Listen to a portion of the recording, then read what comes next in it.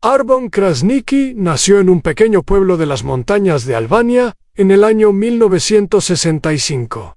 En su pueblo se llamaba Tropoj, un lugar donde la vida era muy difícil y la gente era muy pobre. Su padre trabajaba en las minas de cromo y su madre lavaba ropa para otras familias. Ellos tenían 5 hijos y Arben era el segundo. Desde muy pequeño, Arben aprendió que la vida no daba regalos a nadie. Si querías algo, tenías que tomarlo con tus propias manos. En aquellos años, Albania vivía bajo un gobierno comunista muy estricto. La gente no podía salir del país, no podía hablar libremente, no podía soñar con una vida mejor. Pero Arben soñaba. Cada noche, cuando se acostaba en la pequeña cama que compartía con sus 2 hermanos, cerraba los ojos y se imaginaba en lugares lejanos. Se imaginaba rico, se imaginaba poderoso, se imaginaba como alguien a quien todos respetaran. Aun cuando Arbon tenía 12 años, su padre murió en un accidente en la mina. Una roca grande cayó sobre él y lo mató en el acto. La familia recibió una pequeña cantidad de dinero del gobierno, pero no era suficiente para nada. La madre de Arben tuvo que trabajar aún más. Arben también empezó a trabajar. Dejó la escuela y comenzó a hacer pequeños trabajos en el pueblo. Cargaba cajas, limpiaba establos. Hacía cualquier cosa que le diera unas monedas. Pero Arbon era diferente a los otros niños del pueblo. Él observaba todo. Observaba cómo algunos hombres tenían más que otros. Observaba cómo algunos hombres mandaban y otros obedecían. Observaba cómo el dinero y el poder cambiaban la forma en que la gente te trataba. Y él decidió que algún día sería uno de esos hombres que mandaban. A los 16 años, Arben conoció a un hombre llamado Fatmir. Fatmir era mayor,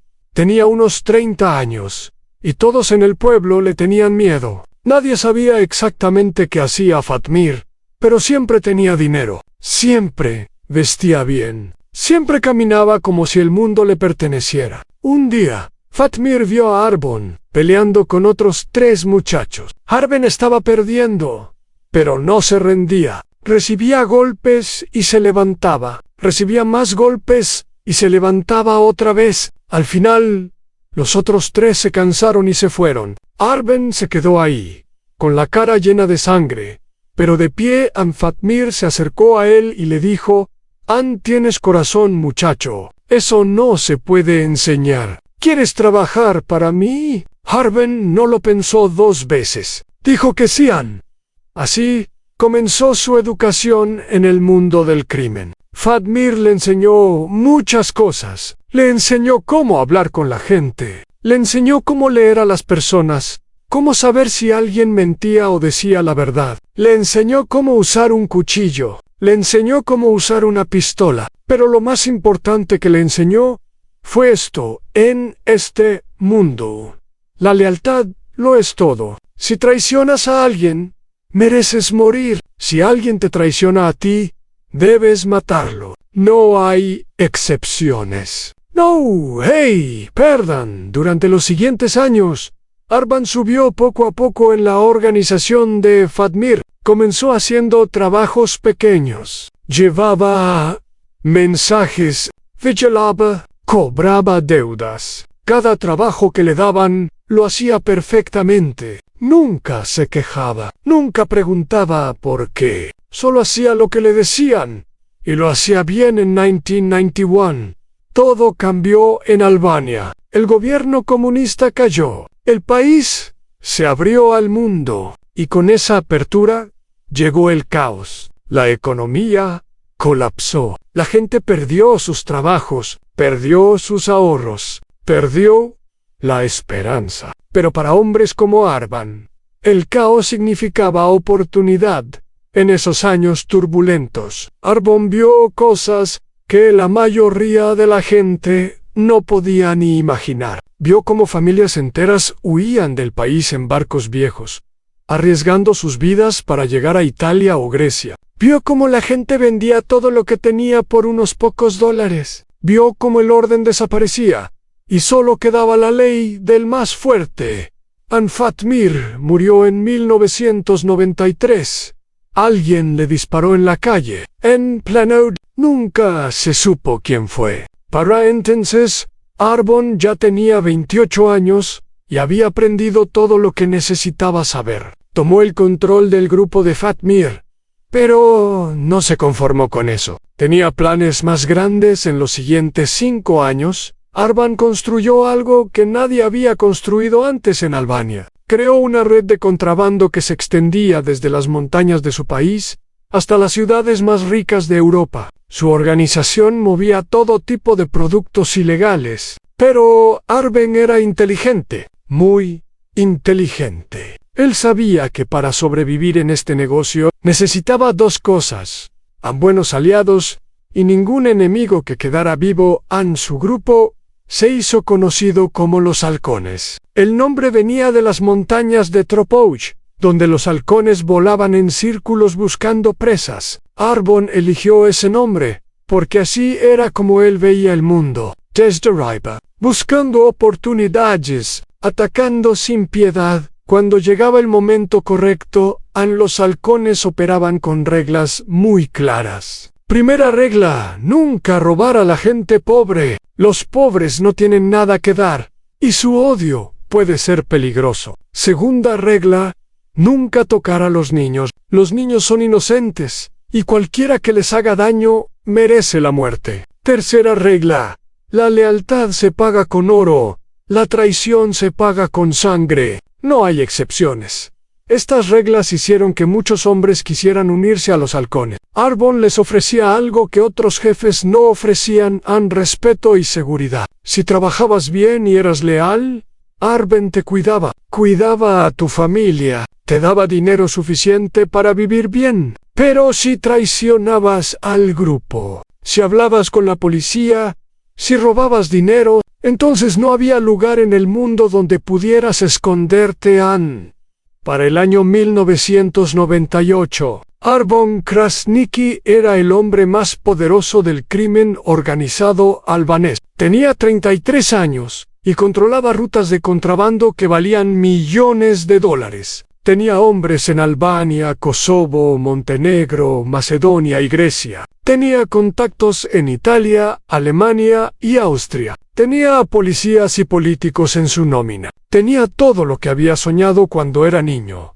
Pero Arbon sabía que el poder atrae enemigos. Y sabía que los enemigos más peligrosos no son los que te odian abiertamente, sino los que fingen ser tus amigos. En el año 2000, Arbon conoció a Dragan Marković. Dragan era serbio, un hombre de Belgrado que controlaba una parte importante del tráfico criminal en esa ciudad. Era un hombre grande, de casi 2 metros de altura, con una barba negra y ojos que nunca sonreían, aunque su boca lo hiciera. Dragan tenía fama de ser brutal, pero también de ser un hombre de palabra.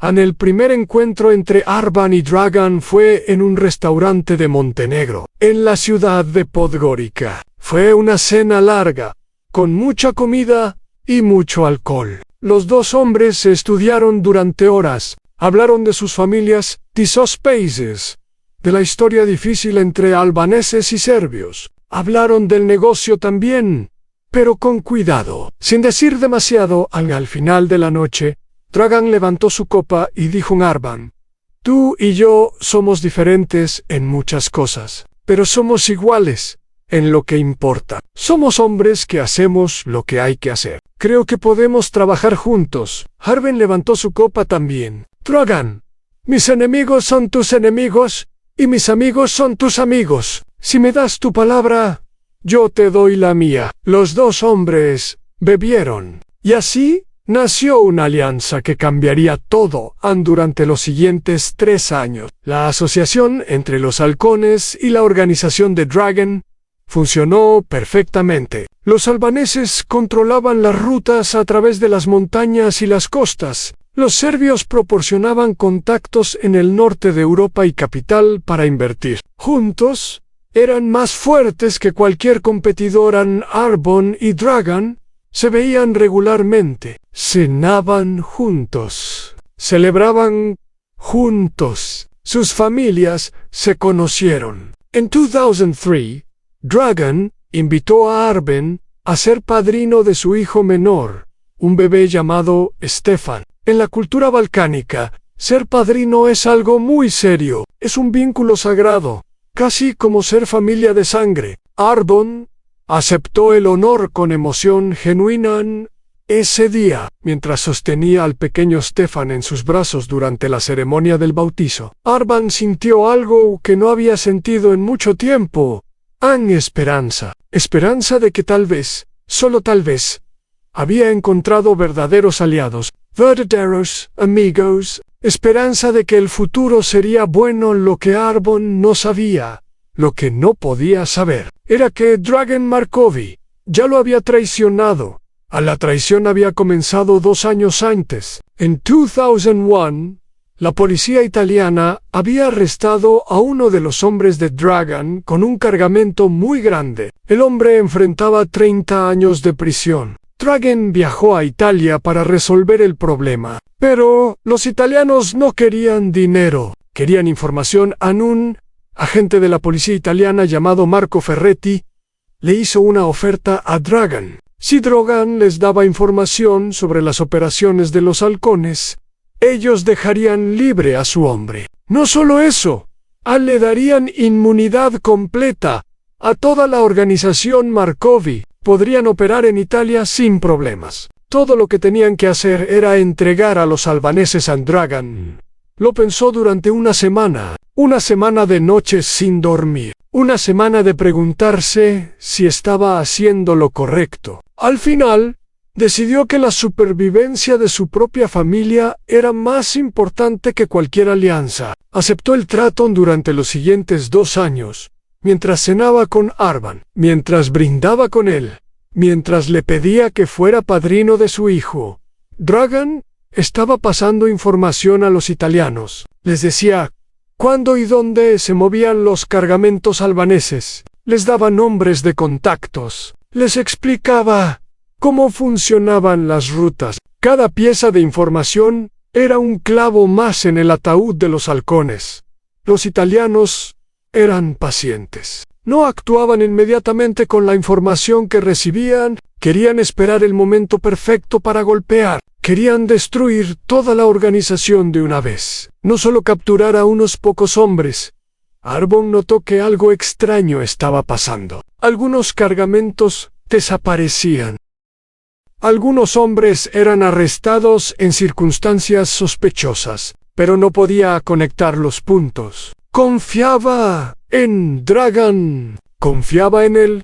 ¿Cómo se confía en un hermano? Esa confianza sería su casi destrucción. En enero de 2006, Dragan recibió un mensaje de Marco Ferretti. Los italianos estaban listos para actuar. Iban a hacer redadas en toda Europa contra los halcones. Pero había un problema. Arbon Krasniqi. Mientras Arbon estuviera libre, podría reconstruir la organización. Podría descubrir quién lo había traicionado. Podría buscar venganza. A Marco le dijo a Dragan: tu amigo albanés tiene que desaparecer permanentemente. Dragan sabía lo que eso significaba. Tenía que matar a Arban. Tenía que matar al hombre que había sostenido a su hijo en el bautizo. Tenía que matar al hombre que le había dado su palabra de honor durante 2 meses. Dragan planeó la muerte de Arben. Sería una emboscada. Sería en Montenegro, en una carretera solitaria donde nadie pudiera ver nada. Dragan invitaría a Arben a una reunión de negocios. Arben vendría porque confiaba en él. Y entonces, los hombres de Dragan lo matarían.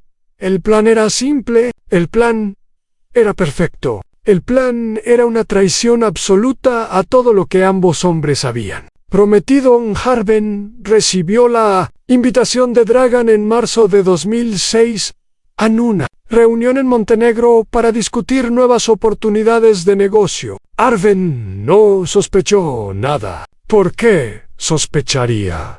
Dragan era su socio, su amigo, el padre del niño del cual era padrino la noche del 15 de marzo de 2006. Arban salió de Albania con su hermano menor Besnek y 3 hombres de confianza. Viajaban en 2 coches negros por las carreteras oscuras de las montañas. Arben iba en el primer coche, con Besnek a su lado. Hablaban del futuro, de los planes que tenían, de cómo expandir el negocio. Besnek tenía 29 años, era el hermano favorito de Arben, el más cercano a él. Besnek no era tan ambicioso como Arben, pero era leal hasta la muerte. Haría cualquier cosa por su hermano Mayo R. Esa noche, mientras viajaban hacia la reunión, Besnek le contó a Arben que su esposa estaba embarazada. Iban a tener su primer hijo.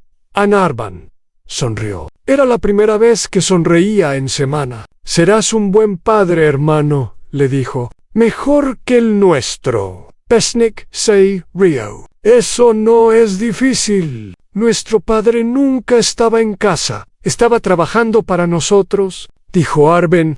«Murió trabajando para nosotros». Los 2 hermanos quedaron en silencio por un momento, recordando a su padre, recordando las minas, recordando la pobreza de su infancia. Luego Besnek dijo: «Hemos llegado lejos, hermano». «Muy lejos ansí», respondió Arben, «pero todavía tenemos mucho camino por delante». No sabían que ese camino estaba a punto de terminar a las 11 de la noche. Los coches llegaron a un tramo solitario de carretera cerca de Podgorica. No había luces, no había casas, no había nada, excepto árboles oscuros y el sonido del viento. De repente, 3 vehículos aparecieron de la nada y bloquearon el camino. Los hombres de Arben reaccionaron inmediatamente. Sacaron sus armas, pero era demasiado tarde. Los atacantes ya estaban disparando. El ruido de las balas llenó la noche. El cristal de los coches explotó. Los gritos se mezclaron con los disparos. Arben sintió un golpe en el pecho. Luego otro. Luego algo caliente en su cara. Escuchó a Besnek gritar su nombre. Luego escuchó silencio. Todo duró menos de 2 minutos. Cuando terminó, 5 hombres yacían en los coches destrozados. Los atacantes caminaron entre los cuerpos, verificando que todos estuvieran muertos. Pero cometieron un error que les costaría todo. No verificaron bien el cuerpo de Arben Krasniqi.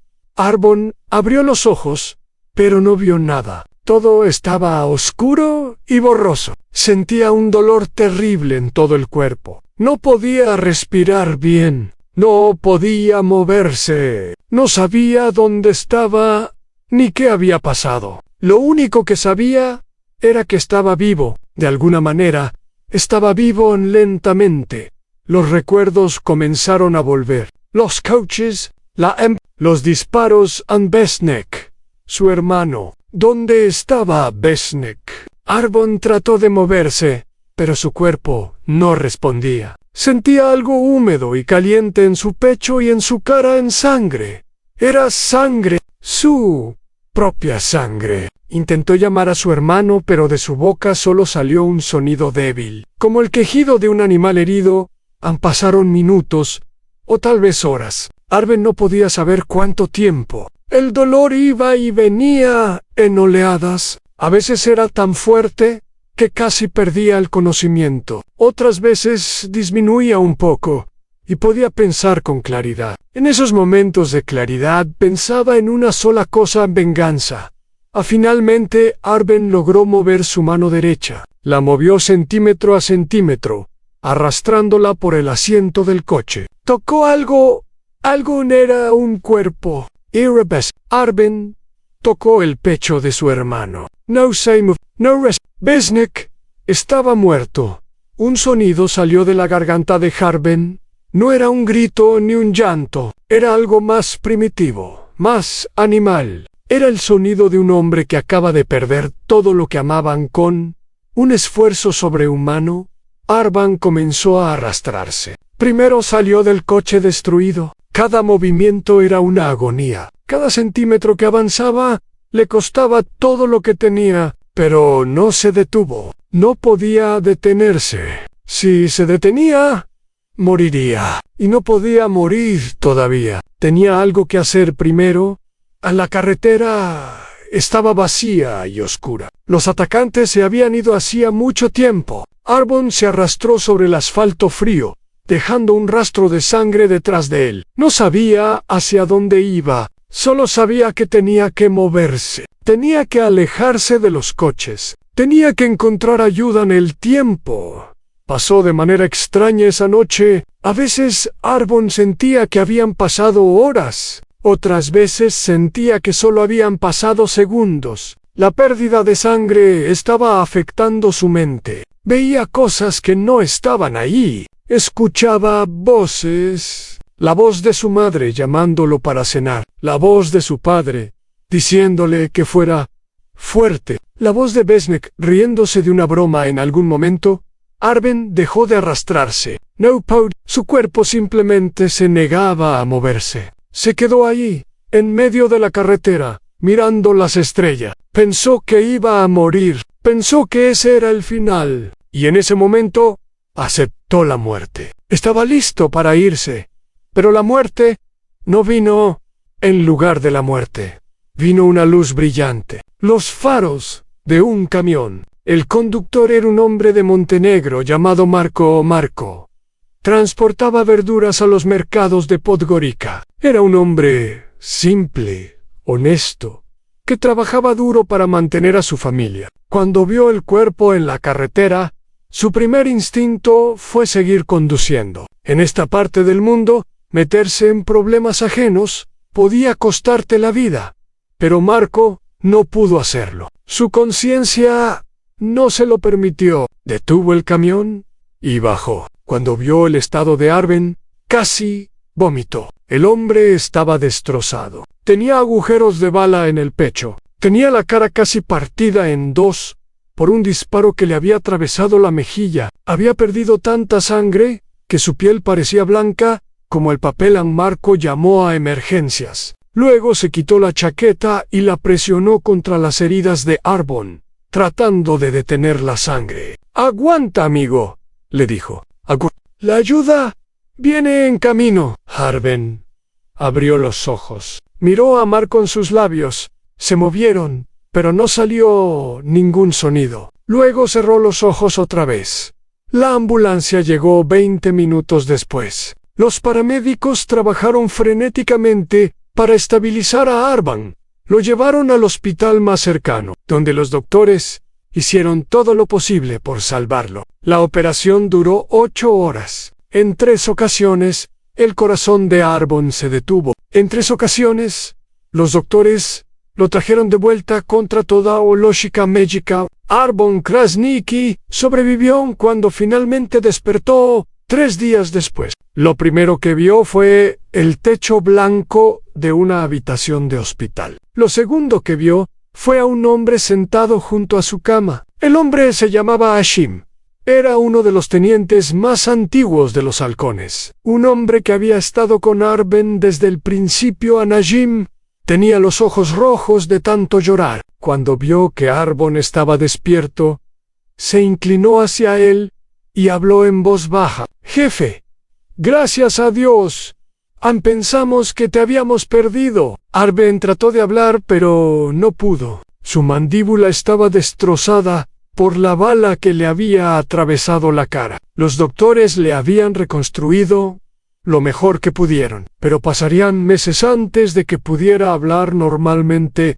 Hashim entendió. «No, solo es Besnek. Está muerto. También Gesim, Hardian y Fatos han solo. Tú sobreviviste. La policía está investigando. Pero tú sabes cómo son estas cosas. No van a encontrar nada». Arben cerró los ojos. Las lágrimas corrieron por sus mejillas. Besnek, su hermano pequeño, el hombre que iba a ser padre, muerto. «Hay algo más», continuó Jim. «Mientras estabas en cirugía, hubo redadas en toda Europa, Italia, Alemania, Austria. Arrestaron a más de 40 de nuestros hombres. Confiscaron todo. Dinero, mercancía, propiedades. Alguien nos traicionó, jefe. Alguien que sabía todo». Arben abrió los ojos otra vez. En ese momento, a pesar del dolor, a pesar de los medicamentos, Su mente trabajó con claridad perfecta, las redadas, coordinada. Solo una persona podía haber organizado todo esto. Solo una persona sabía suficiente para destruirlo todo: Dragan Markovich, el hombre al que había llamado amigo, el hombre cuyo hijo había sostenido en el bautizo, el hombre con quien había brindado y reído durante años. Ese hombre lo había traicionado, lo había intentado matar, había matado a su hermano Najim. Vio algo en los ojos de Arbon, algo frío y terrible. ¿Sabes quién fue?, preguntó a Narvan. Asintió lentamente con la cabeza. «Dime», dijo a Jim. «Dime y lo mataré yo mismo». Pero Arben negó con la cabeza. Levantó una mano temblorosa y la puso sobre el brazo de Ajim.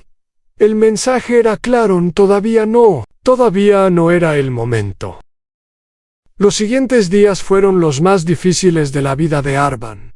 El dolor físico era insoportable. Tenía 4 heridas de bala, 2 en el pecho, 1 en el hombro y otra en la cara. Los doctores le dijeron que era un milagro que estuviera vivo. Cualquiera de esas heridas podría haberlo matado. El hecho de que sobreviviera a las 4 era algo que la medicina no podía explicar. Pero el dolor físico no era nada comparado con el dolor emocional. Cada vez que cerraba los ojos veía a Besn, veía su sonrisa, escuchaba su voz contándole sobre el bebé que venía en camino. Y luego veía su cuerpo sin vida, en el coche destrozado. Arbon no lloró. Después de esa primera vez, no derramó más lágrimas. Las lágrimas eran para el dolor. Lo que él sentía era algo más allá del dolor. Era una rabia fría y silenciosa que crecía cada día, que se alimentaba de cada recuerdo, que se hacía más fuerte con cada hora que pasaba. A una semana después de la emboscada, Ajim vino con noticias. La policía cerró el caso. Dijeron que fue un ajuste de cuentas entre bandas criminales. Caso sin resolver. Los italianos están celebrando. Dicen que los halcones ya no existen. Arbon escribió algo en un papel y se lo dio a Ajim.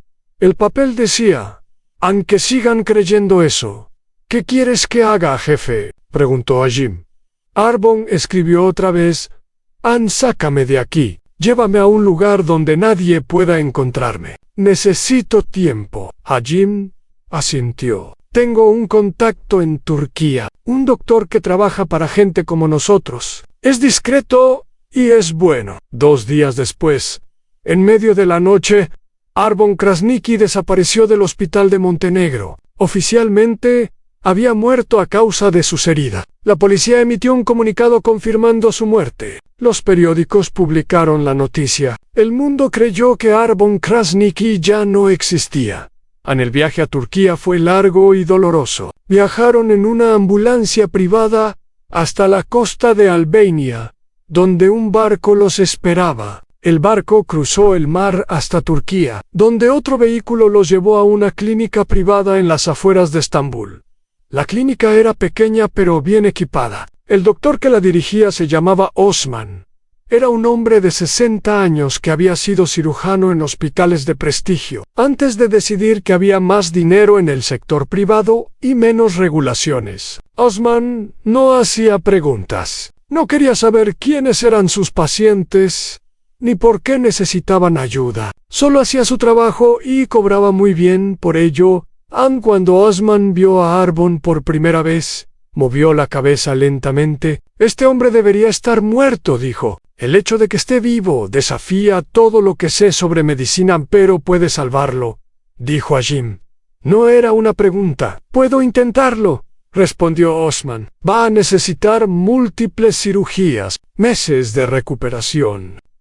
«Su cara, puedo reconstruirla, pero nunca volverá a ser como antes. Las cicatrices serán permanentes». Arben escuchó esto desde su camilla. Escribió algo en un papel y se lo mostró al doctor. El papel decía: «No me importa cómo me vea, solo haz que pueda caminar, hablar y disparar». Osman leyó el papel y sonrió ligeramente. «Eso puedo hacerlo». Los siguientes 18 meses fueron un infierno de cirugías, dolor y rehabilitación. Harben pasó por el quirófano 7 veces. Le reconstruyeron la mandíbula. Le repararon los pulmones dañados. Le quitaron fragmentos de bala que todavía estaban en su cuerpo. Cada cirugía era seguida por semanas de recuperación dolorosa, pero Arbon nunca se quejó. Nunca pidió más medicamentos para el dolor. Nunca mostró debilidad.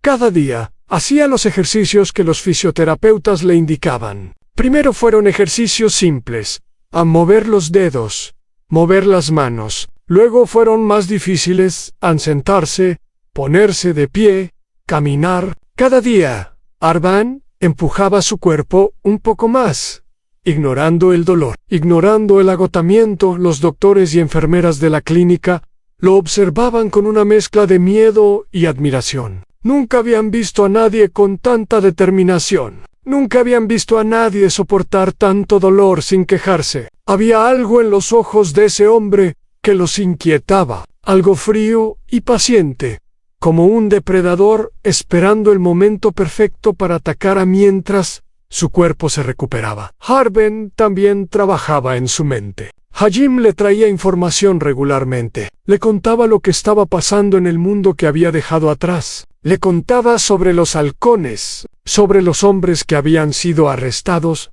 sobre los que habían huido, sobre los pocos que todavía eran leales. Y le contaba sobre Drogen Markovi. Después de la emboscada y las redadas, Dragan había tomado control de todas las rutas que antes pertenecían a los halcones. Su organización se había expandido enormemente. Ahora era el hombre más poderoso del crimen organizado en los Balcanes. Vivía como un rey en su mansión de Belgrado, rodeado de guardaespaldas, y Lujo Dragan celebraba abiertamente la caída de los halcones. En fiestas privadas, bromeaba sobre cómo había engañado a Arban. Contaba la historia de la emboscada como si fuera un cuento heroico. Se jactaba de haber eliminado a la serpiente albanesa de una vez por todas. Cada vez que Hajim le contaba estas cosas, Harben escuchaba en silencio. Su expresión no cambiaba. Sus ojos no mostraban emoción, pero por dentro la rabia crecía. Se hacía más grande, más fuerte, más paciente un día. 6 meses después de llegar a la clínica, Arbon habló por primera vez desde la emboscada. Su voz era diferente ahora, más ronca, más profunda. La bala que había atravesado su cara había dañado sus cuerdas vocales, pero podía hablar. Lo primero que dijo fue: «Anajim, quiero una lista». «¿Una lista de qué, jefe?» «De todos los que participaron en la traición. Todos los que sabían. Todos los que ayudaron. Quiero sus nombres, dónde viven, qué hacen, quiénes son sus familias». Hajim asintió. «Tomará tiempo, tenemos tiempo», dijo Arbon. «Todo el tiempo del mundo». Durante los siguientes meses, mientras Arban continuaba su recuperación,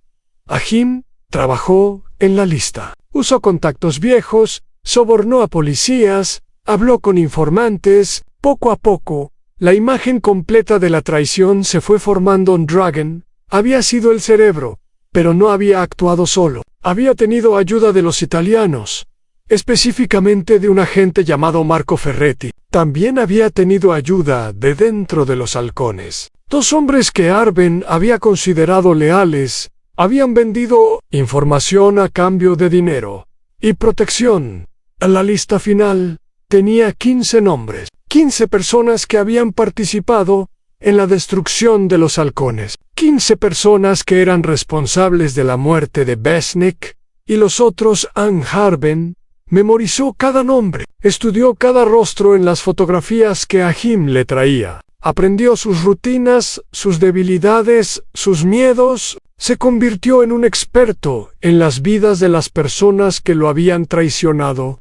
Un año después de la emboscada, Arbon se miró en un espejo por primera vez. Lo que vio era un extraño. La mitad izquierda de su cara estaba cubierta de cicatrices. Su ojo izquierdo había sobrevivido, pero estaba rodeado de tejido dañado. Su mandíbula tenía una forma ligeramente diferente a antes. El hombre que miraba desde el espejo no era el Arbon Krasniqi que el mundo había conocido. Eso era bueno. Eso era exactamente lo que necesitaba. «Pareces un fantasma», dijo a Jim, que estaba parado detrás de él. «Un fantasma», repitió Arben. «Sí, eso es exactamente lo que soy. Un fantasma que ha vuelto de la tumba». Jim dudó antes de hacer la siguiente pregunta. «¿Cuándo empezamos, jefe?» Arben se alejó del espejo, caminó hacia la ventana y miró hacia afuera. El sol se estaba poniendo sobre Estambul, pintando el cielo de rojo y naranja. Pero Arben no veía la belleza. Solo veía los rostros de los hombres que iba a matar. «Pronto», dijo. «Pero no, todavía. Primero necesito hacer algunas cosas. Necesito contactar a ciertos hombres. Necesito preparar todo perfectamente. Cuando ataquemos, no puede haber errores. Tienen que saber quién viene por ellos. Tienen que sentir el mismo miedo que yo sentí esa noche en la carretera». «¿Y Dragan?», preguntó a Jim. «¿Él será el primero?». Arben negó con la cabeza lentamente. «No, él será el último. Primero voy a destruir todo lo que tiene. Voy a matar a todos los que lo rodean. Voy a hacer que viva con miedo cada día, cada hora, cada minuto. Y cuando finalmente vaya por él, va a suplicar por la muerte». Jim había visto muchas cosas en su vida. Había visto violencia y muerte. Había visto venganzas brutales. Pero algo en la voz de Arbon lo hizo estremecer. Había algo casi inhumano en esa voz. Algo que había nacido en esa noche oscura en la carretera de Montenegro y que había crecido durante 18 meses de dolor y odio. «Entonces, esperamos tu orden». «Jefe», dijo Jim. «Prepara a los hombres», respondió Arben. «Los que todavía son leales. Diles que los halcones no están muertos. Diles que el jefe ha vuelto. Y diles que la caza está a punto de comenzar. Afuera, el sol terminó de ponerse, y la oscuridad cubrió la ciudad. Pero para Arbon Krasniqi, la oscuridad no era algo que temer. La oscuridad era su aliada. La oscuridad era donde los fantasmas vivían. Y él era un fantasma ahora. Un fantasma con una lista de nombres y todo el tiempo del mundo para tacharlos uno por uno en el primer nombre en la lista de Arbon. No era Dragan Markovi. El primer nombre era Víctor Markovi, el sobrino de Dragan y el hombre encargado de las operaciones en Viena. Víctor tenía 32 años y era conocido por su crueldad. También era conocido por su arrogancia. Pensaba que era intocable, porque su tío era el hombre más poderoso de los Balcanes. Víctor vivía en un apartamento lujoso en el centro de Viena. Tenía guardaespaldas, cámaras de seguridad y todas las protecciones que el dinero podía comprar. Pero esas protecciones no servían de nada contra un fantasma. Arbon llegó a Viena en octubre de 2007. Viajó con documentos falsos, usando el nombre de un hombre de negocios turco. Nadie lo reconoció. Las cicatrices en su cara y su nueva apariencia lo hacían irreconocible. Era como si Arbon Krasniqi hubiera muerto realmente, y otra persona hubiera tomado su lugar durante 2 semanas. Arben observó a Víctor, aprendió sus rutinas, sabía a qué hora se levantaba, a qué restaurantes iba, con qué mujeres se acostaba, dónde estaban sus guardaespaldas en cada momento del día. Arbon era paciente. Había esperado 18 meses. Podía esperar 2 semanas más. La noche que eligió para actuar era fría y lluviosa. Víctor había salido a un club nocturno con 2 de sus hombres. Bebió mucho, como hacía casi todas las noches. Alrededor de las 3 de la mañana, salió del club con una mujer joven que había conocido esa noche. Sus guardaespaldas caminaban detrás de él, atentos pero cansados. Arben los esperaba en el callejón junto al estacionamiento donde Víctor había dejado su coche. Llevaba ropa oscura y guantes negros. En su mano derecha tenía un cuchillo. No quería usar una pistola. Las pistolas hacen ruido, y Arbon quería que esto fuera silencioso. Quería que Víctor simplemente desapareciera. Aun cuando Víctor y su grupo entraron al callejón, todo pasó muy rápido. Arbon salió de las sombras y cortó la garganta del primer guardaespaldas antes de que pudiera reaccionar. El segundo guardaespaldas intentó sacar su arma, pero Arbon ya estaba sobre él, hundiendo el cuchillo en su pecho. La mujer que estaba con Víctor gritó y salió corriendo. Arbon la dejó ir. Ella no estaba en la lista. El Víctor quedó solo, de pie en el callejón, rodeado de los cuerpos de sus hombres. El alcohol en su sangre le impedía pensar con claridad. Miró al hombre de las cicatrices que estaba frente a él y no lo reconoció. ¿Quién eres?, preguntó Víctor, su voz temblando. ¿Sabes quién soy yo? ¿Sabes quién es mi tío? Arbon no, respondió. Se acercó lentamente a Víctor, el cuchillo goteando sangre a su lado. Mi tío te matará, dijo Víctor, retrocediendo hasta que su espalda golpeó la pared. Te encontrará y te matará, a ti y a toda tu familia. Arbon se detuvo frente a Víctor. Por primera vez, habló. Tu tío ya intentó matarme una vez. No, Víctor reconoció algo en esa voz. Algo familiar. Algo que no podía ser posible. No, susurró Víctor. No puede ser. Arbon sonrió. Era una sonrisa terrible, distorsionada por las cicatrices de su cara. Estaba muerto. Pero volví, y tengo un mensaje para tu tío. ¿Qué mensaje?, preguntó Víctor, las lágrimas corriendo por su cara. Tú eres el mensaje. Esa fue la última cosa que Víctor Markovi escuchó en el cuerpo de Víctor. Nunca fue encontrado. La policía de Viena investigó su desaparición, pero no había evidencia. No había testigos útiles. No había nada. Los dos guardaespaldas fueron encontrados en el callejón, pero sus muertes fueron atribuidas a un robo violento. Víctor simplemente dejó de existir cuando Dragan recibió la noticia de la desaparición de su sobrino. Al principio pensó que Víctor había huido con alguna mujer. Eso sería típico de él. Pero cuando pasaron los días y Víctor no apareció, Dragan comenzó a preocuparse. Envió hombres a buscarlo. Ofreció recompensas por información a nada. Una semana después de la desaparición de Víctor, 2 almacenes de los Markovi, en Split, Croacia, ardieron hasta los cimientos. Los incendios ocurrieron exactamente a la misma hora, a las 3 de la mañana. Los investigadores determinaron que fueron intencionales, pero no encontraron ninguna pista sobre quién los había provocado. Dragan estaba furioso. Convocó a sus tenientes principales a una reunión en Belgrado. «¡Alguien nos está atacando!», les dijo. «Quiero saber quién. Quiero saber por qué. Y quiero sus cabezas». Pero nadie tenía respuestas. Los ataques parecían venir de la nada. No había demandas, no había comunicación, no había nada que indicara quién estaba detrás en las siguientes semanas. Fueron un infierno para la organización Markovi. 3 cargamentos fueron interceptados por la policía italiana, como si alguien les hubiera dado información exacta sobre cuándo y dónde buscar. 2 hombres de confianza de Dragan fueron arrestados en Alemania con documentos falsos. Un socio importante en Hungría rompió relaciones con los Markovi, diciendo que hacer negocios con ellos se había vuelto demasiado peligroso.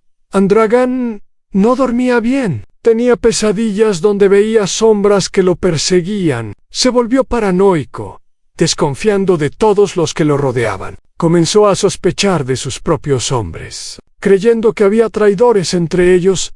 Entonces llegaron las fotografías al punto el primer teniente en recibir. Una fue Merk, el hombre encargado de las operaciones en Montenegro. La fotografía llegó por correo, en un sobre sin remitente. Mostraba a Merko durmiendo en su propia cama. El mensaje era claro. Alguien podía llegar hasta él en cualquier momento. Anmerko llamó a Dragan inmediatamente. A Terraris, Dragan le dijo que se calmara, que probablemente era una broma de mal gusto. Pero esa misma tarde, otros 4 tenientes recibieron fotografías similares. Uno mostraba a un hombre cenando con su familia. Otro mostraba a alguien caminando por la calle. Otro mostraba a un hombre jugando con sus hijos en un parque en el pánico.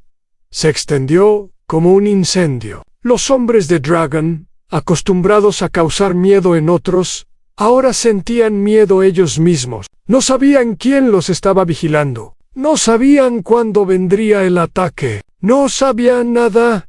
En las siguientes 3 semanas, 6 hombres de la organización Markovi huyeron de Europa. Se fueron a lugares lejanos, Brasil, Australia, Sudáfrica. Prefirieron perder todo lo que tenían antes que quedarse y esperar a que el misterioso enemigo viniera por ellos. Dragan estaba desesperado. Su imperio se desmoronaba. Sus hombres lo abandonaban. Y todavía no sabía quién estaba detrás de todo esto.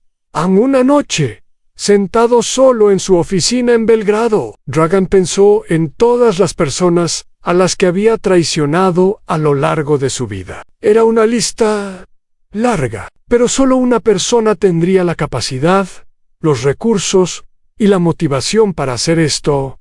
Anon era imposible. Arben Krasniqi estaba muerto. Dragan había visto los informes de la policía. Había leído el certificado de defunción. Había celebrado su muerte, pero las dudas comenzaron a crecer en su mente. ¿Y si los informes estaban equivocados? ¿Y si Arbon había sobrevivido de alguna manera? ¿Y si el fantasma que lo perseguía era real? Dragan llamó a uno de sus hombres de confianza, un veterano llamado Soran. «Necesito que investigues algo», le dijo. «Quiero que averigües todo lo que puedas sobre la muerte de Arbon Krasniqi. Quiero saber dónde está enterrado, quién identificó el cuerpo, todo». Soran tardó una semana en volver con respuestas. Y las respuestas confirmaron los peores temores de Dragan. «No hay tumba», dijo Soran. «El cuerpo supuestamente fue cremado y las cenizas entregadas a la familia. Pero cuando hablé con los hermanos de Arban, dijeron que nunca recibieron ninguna ceniza. El hospital donde supuestamente murió tiene registros contradictorios». «¿Y hay algo más?»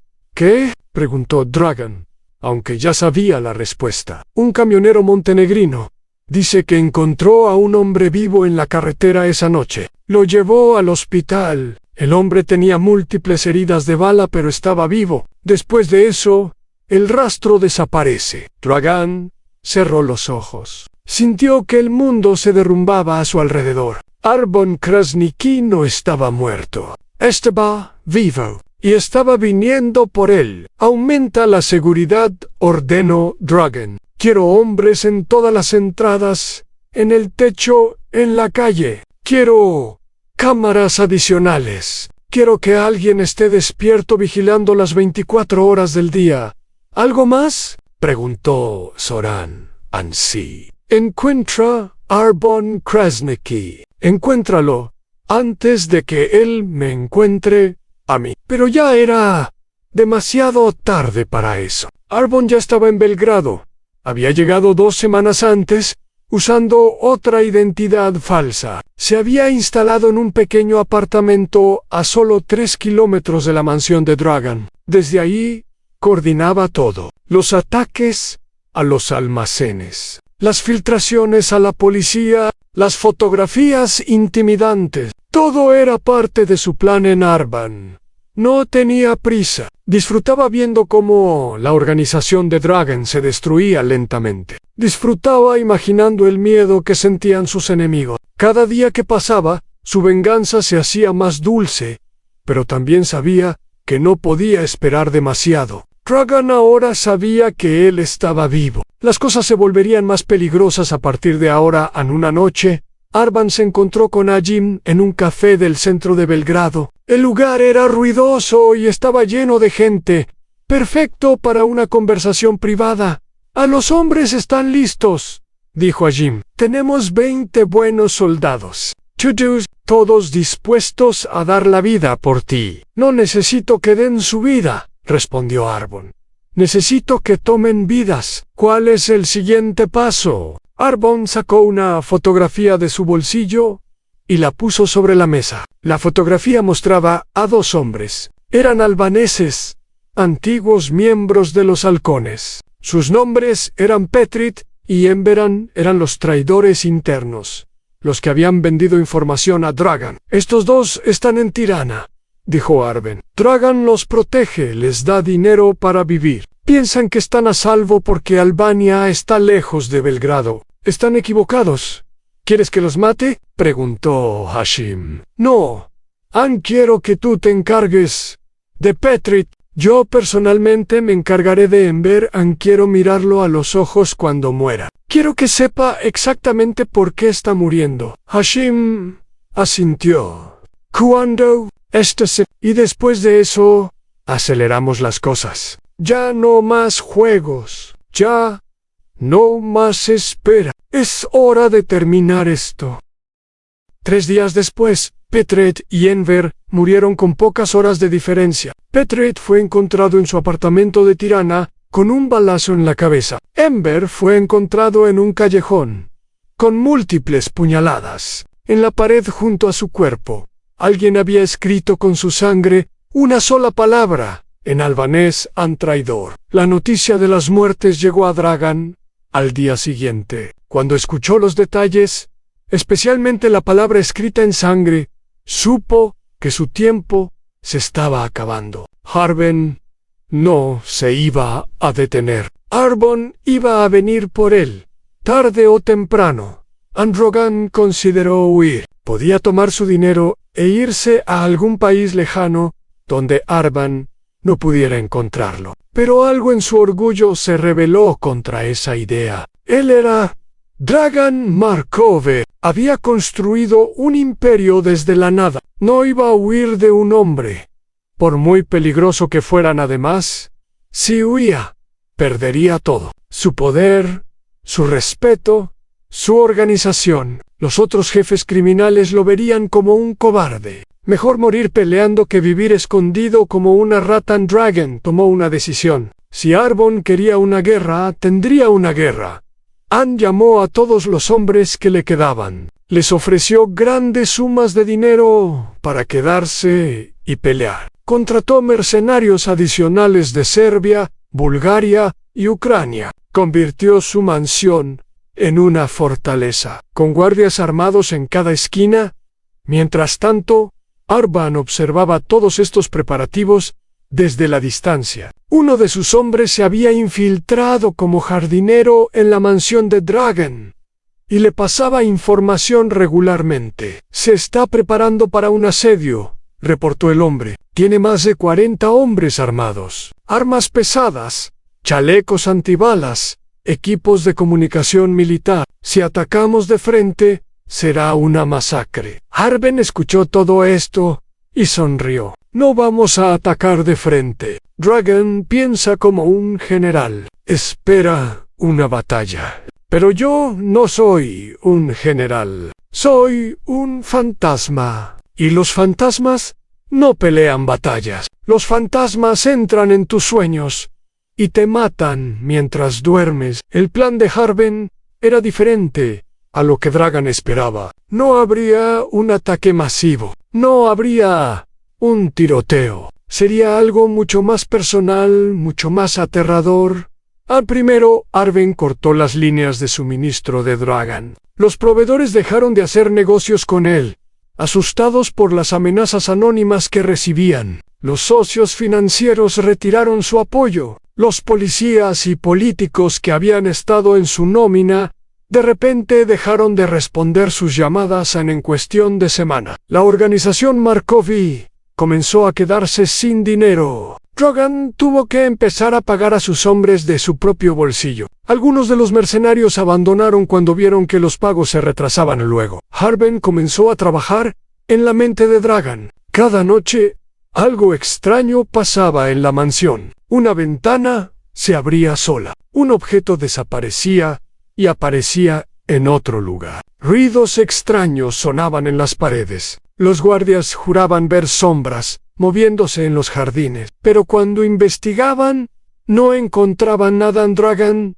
dejó de dormir. Se sentaba en su oficina toda la noche, con una pistola en la mano, esperando un ataque que nunca llegaba. Las ojeras bajo sus ojos se hacían más profundas cada día. Su mente comenzó a jugarle trucos. Veía cosas que no estaban ahí. Escuchaba la voz de Arbon, susurrando su nombre en los hombres de Dragan. Comenzaron a murmurar entre ellos. Su jefe se estaba volviendo loco. Tal vez era hora de buscar un nuevo líder. Tal vez era hora de abandonar el barco antes de que se hundieran una noche. 2 de los guardias de Dragan intentaron huir. Fueron encontrados muertos a la mañana siguiente, a 5 kilómetros de la mansión. No había heridas de bala, no había señales de lucha. Simplemente estaban muertos, con expresiones de terror congeladas en sus caras. A los otros guardias entraron en pánico. Si no podían huir y no podían quedarse, ¿qué opciones tenían? Algunos comenzaron a beber para calmar los nervios, otros rezaban a Dios. Aunque hacía años que no pisaban una iglesia en Dragan, vio cómo su ejército se desmoronaba, vio cómo sus hombres pasaban de soldados confiados a animales asustados, y en el fondo de su mente, una voz le decía que merecía todo esto, que había traicionado a un hombre que había confiado en él, que había roto las reglas sagradas del mundo en el que vivían, y ahora estaba pagando el precio en una noche. Exactamente un año después de que Arban despertara en aquel hospital de Montenegro, Dragan estaba sentado solo en su oficina. La mansión estaba más silenciosa que de costumbre. Demasiado silenciosa. Dragan se dio cuenta de que no escuchaba a los guardias haciendo su ronda, no escuchaba las radios crepitando, no escuchaba nada. Lentamente, con la pistola en la mano, Dragan salió de su oficina. El pasillo estaba oscuro, las luces habían sido cortadas. Dragan caminó hacia la sala principal, su corazón latiendo con fuerza en su pecho. En la sala, encontró a sus guardias. Todos estaban ahí, sentados en sillas que habían sido colocadas en círculo. Todos estaban vivos, pero ninguno se movía. Tenían las manos atadas y trapos en la boca. Sus ojos estaban llenos de terror, y en el centro del círculo, de pie como una estatua, estaba el hombre de las cicatrices. Arbon Krasniki había vuelto. Dragan se quedó paralizado en la entrada de la sala. Su mente no podía procesar lo que estaba viendo. El hombre que tenía frente a él era un monstruo de cicatrices y sombras, nada parecido al Arbon Krasniki que había conocido, pero esos ojos fríos y penetrantes eran inconfundibles. «Hola, viejo amigo», dijo Arbon. Su voz era diferente ahora, más grave y rasposa, pero el tono era el mismo. Han calmado, han controlado, han mortal. Dragan levantó su pistola con manos temblorosas. «Debería haberte matado yo mismo aquella noche». «Sí», respondió Arben. «Ese fue tu primer error. Confiar en otros para hacer el trabajo que deberías haber hecho tú mismo como en Trest. ¿Cómo pasaste a todos mis hombres?» Arbon sonrió, una expresión grotesca en su cara destrozada. «Tus hombres no son tuyos, Dragan. No lo han sido durante semanas. El dinero compra lealtad, pero el miedo compra más. Les ofrecí algo que tú no podías ofrecerles, a la oportunidad de vivir». Dragan miró a sus guardias atados. Algunos evitaban su mirada, otros lloraban silenciosamente. Lo habían traicionado. Todos lo habían traicionado. «Entonces hazlo», dijo Dragan, tratando de mantener la voz firme. «Mátame, termina con esto». «¿Matarte?» Arben caminó lentamente alrededor del círculo de hombres atados. «Eso sería demasiado fácil, demasiado rápido. Tú me quitaste todo, Dragan. Mi organización, mi cara, mi vida. Un balazo en la cabeza no es suficiente para pagar esa deuda. ¿Qué quieres entonces?» Arbon se detuvo frente a uno de los guardias atados. Era un hombre joven, tal vez de 25 años. Arbon sacó un cuchillo de su cinturón y lo sostuvo frente al rostro del joven. Quiero que veas, dijo Arbon. Quiero que veas lo que les pasa a las personas que te rodean. Quiero que vivas, sabiendo que todo el que te conoce termina muerto. No, dijo Dragan, dando un paso adelante. Él no tuvo nada que ver con la emboscada. Era un niño cuando eso pasó. Es verdad, admitió Arbon, pero trabaja para ti. Y todos los que trabajan para ti deben pagar el precio de tu traición. En un movimiento rápido, Arbon cortó la garganta del joven guardia. La sangre brotó como una fuente. El joven se sacudió en su silla durante unos segundos, y luego quedó quieto. Dragan gritó y disparó su pistola. Pero Arbon ya se había movido. El disparo pasó rozando su hombro y golpeó la pared detrás de él. Antes de que Dragan pudiera disparar de nuevo, Arbon estaba sobre él. El cuchillo de Arbon cortó la mano de Dragan. La pistola cayó al suelo. Arbon pateó el arma lejos y empujó a Dragan contra la pared. Ese era tu segundo disparo, dijo Arbon, su cara a centímetros de la de Dragan. El primero fue aquella noche en la carretera. Fallaste 2 veces. No habrá una tercera. Dragan intentó pelear. Intentó golpear a Arbon, morderlo, cualquier cosa. Pero Arbon era más fuerte. Los 18 meses de recuperación lo habían transformado. Su cuerpo era puro músculo y determinación. Arbon golpeó a Dragan en el estómago, luego en la cara, luego en las costillas. Cada golpe era medido, preciso, diseñado para causar el máximo dolor sin matar. Cuando terminó, Dragan estaba en el suelo, tosiendo sangre. Esto es solo el comienzo,